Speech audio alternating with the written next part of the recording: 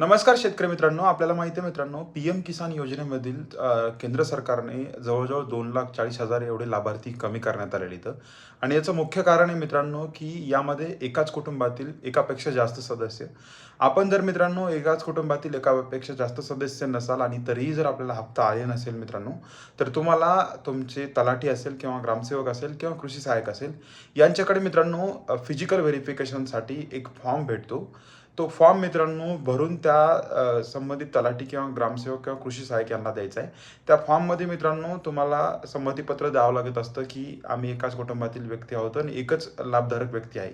So मित्रांनो हे करणं खूप गरजेचं आहे, कारण की मित्रांनो याची जी लास्ट तारीख आहे ती 10 फेब्रुवारीपर्यंत आहे. आपल्याला माहिती आहे मित्रांनो, पी-एम किसानचा हप्ता हा फेब्रुवारी महिन्याच्या 3ऱ्या आठवड्यात म्हणजे 20 तारखेपासून पुढे कधी पण भेटू शकतो.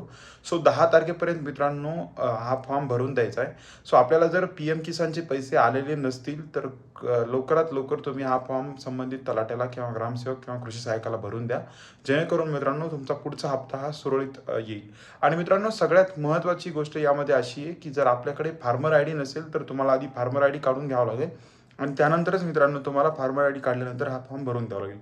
कारण की आता कुठल्याही गोष्टीसाठी मित्रांनो फार्मर आय-डी अत्यंत महत्त्वाचा आहे. सो आपला हेतू असतो तुमच्यापर्यंत खरी आणि जेन्युइन माहिती पोहोचण्याचा.